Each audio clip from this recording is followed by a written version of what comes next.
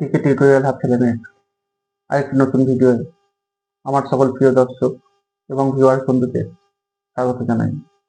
প্রিয় দর্শক, তোমাদের উদ্দেশ্যে আমি প্রথমে জানিয়ে রাখি, তোমরা আমার আজকের এই ভিডিওটি শুরু থেকে শেষ পর্যন্ত সম্পূর্ণ অংশটুকু দেখবে এবং ভিডিওটি তোমাদের কেমন লাগলো তা কমেন্টের মাধ্যমে জানাবে।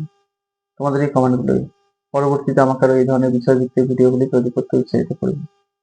তোমরা আমার আজকের এই ভিডিওটি তোমাদের বন্ধু বান্ধব এবং আত্মীয় স্বজনের মধ্যে শেয়ার করে দেবে, যাতে তোমাদের মতো তারাও এই বিষয়ভিত্তিক ভিডিওগুলির মধ্যে দিয়ে উপকৃত হতে পারে। পশ্চিমবঙ্গ মধ্যশিক্ষা পর্ষদের দশম শ্রেণীর ইতিহাস বিষয়ের আলোচিত অধ্যায় সংস্কার, বৈশিষ্ট্য ও পর্যালোচনা। এই অধ্যায় থেকে আজকে আমি তোমাদের ভারত তথা বাংলায় নবজাগরণের ইতিহাসে যে সমস্ত সংবাদপত্র বা পত্রপত্রিকাগুলি গুরুত্বপূর্ণ ভূমিকা রেখেছিল, তাদের মধ্যে অন্যতম উল্লেখযোগ্য একটি পত্রিকা হিন্দু প্যাট্রিয়ট, তার অবদান নিয়ে আলোচনা শুরু করব।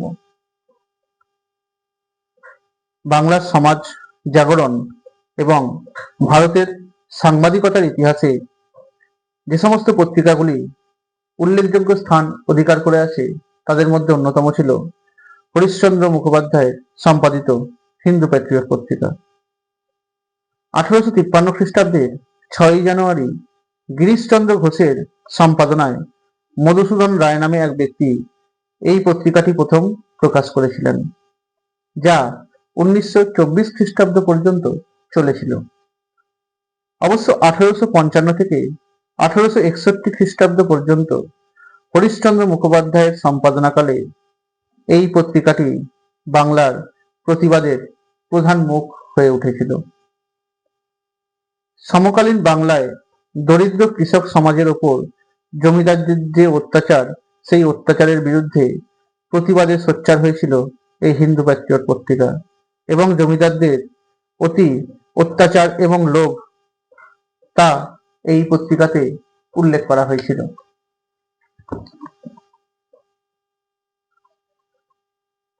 এছাড়াও এই পত্রিকায় পণ প্রথা, বহুবিবাহ, বাল্যবিবাহ প্রভৃতি সামাজিক যে কুপ্রথাগুলো ছিল, সেগুলোর অবসানের জন্য নিয়মিত লেখা প্রকাশ করা হতো। তৎকালীন ভারতের প্রধান লর্ড ডালহৌসির সত্যবিলোপ নীতি এবং কুশাসনের অজুহাতে দেশীয় রাজ্যগুলির দখল করা নিয়ে সোজাসুজি তাকে তীব্র ভাষায় আক্রমণ করেছিলেন এই পত্রিকার সম্পাদক হরিশ্চন্দ্র মুখোপাধ্যায়। তিনি তার দৃঢ় ভাষায় লিখেছিলেন, বলপূর্বক যে সমস্ত রাজ্যগুলো সন্নিহিত ছিল, সেগুলো গ্রাস করার যে নির্লজ্জ নীতি লর্ড ডালহৌসি গ্রহণ করেছিলেন, সেগুলো ছিল সমাজের পক্ষে খুবই লজ্জাজনক।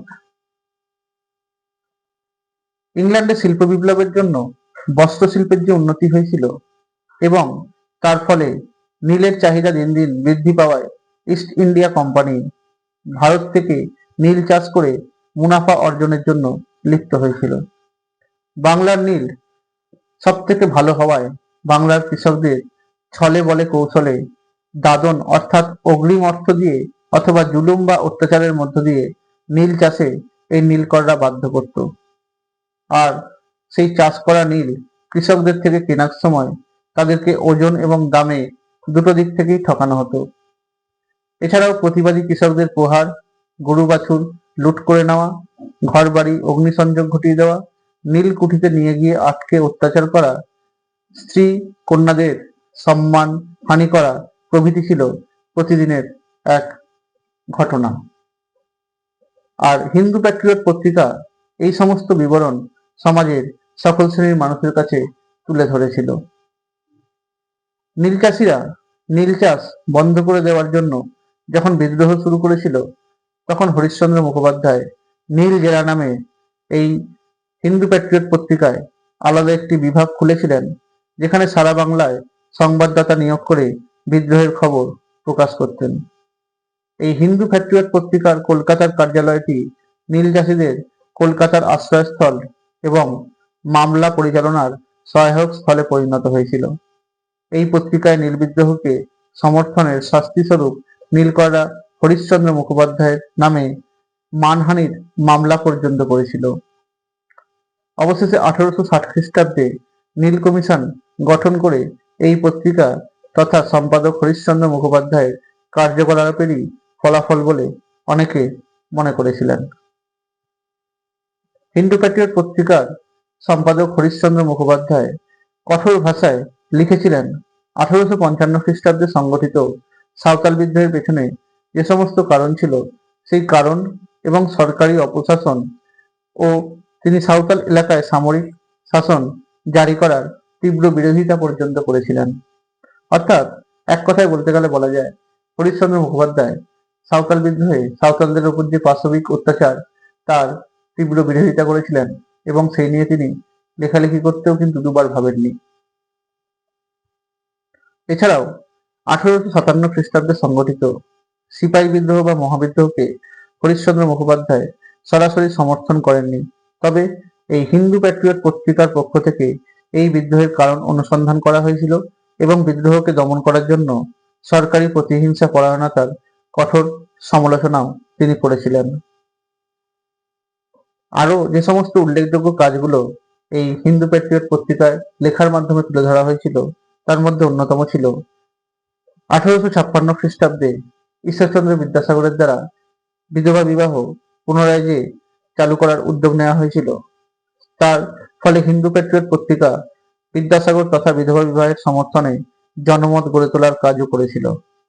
এছাড়া নারী শিক্ষা প্রসার করার জন্য এই হিন্দু প্যাট্রিয়ট পত্রিকাটি ব্যাপকভাবে সারা বাংলায় তথা ভারতে প্রচার চালিয়েছিল। তাই তৎকালীন সমাজের সব রকম সমস্যার প্রতি মানুষের যে সচেতনতা তাকে গড়ে তোলা এবং সরকারি নীতির সমালোচনা করার মধ্য দিয়ে জাতীয়তাবাদী আদর্শ প্রচার করা এবং নির্ভীক ও নিরপেক্ষ সংবাদ পরিবেশন প্রভৃতি বৈশিষ্ট্যের দ্বারা এই কথা সাধারণভাবে বলা যায় যে হরিশ্চন্দ্র মুখোপাধ্যায়ের দ্বারা সম্পাদিত হিন্দু প্যাট্রিয়ট পত্রিকা 19 শতকের সমাজ সংস্কারের ক্ষেত্রে এক উল্লেখযোগ্য তথা গুরুত্বপূর্ণ ভূমিকা পালন করেছিল। আজকে আমি তোমাদের এই সংস্কার বৈশিষ্ট্য ও পর্যালোচনা এই অধ্যায়টি থেকে এই একটা গুরুত্বপূর্ণ প্রশ্ন নিয়ে আলোচনা করে দিলাম। তোমরা তোমাদের পরীক্ষার জন্য এই প্রশ্নটা ভালো করে তৈরি করবে। তোমরা আমার আজকের এই ভিডিওটি লাইক করে দেবে, কমেন্ট করবে, শেয়ার করে দেবে। আমার চ্যানেল নতুন দেখে তাহলে চ্যানেলটি সাবস্ক্রাইব করে দেবে, পাশে থাকা বেল আইকনটি প্রেস করে দেবে যাতে তোমরা আমার ভিডিও নোটিফিকেশনগুলো পেতে পারো। তোমরা আমার ফেসবুক পেজে ফলো করে দেবে আর ইনস্টাগ্রামে ফলো করে দেবে। ধন্যবাদ।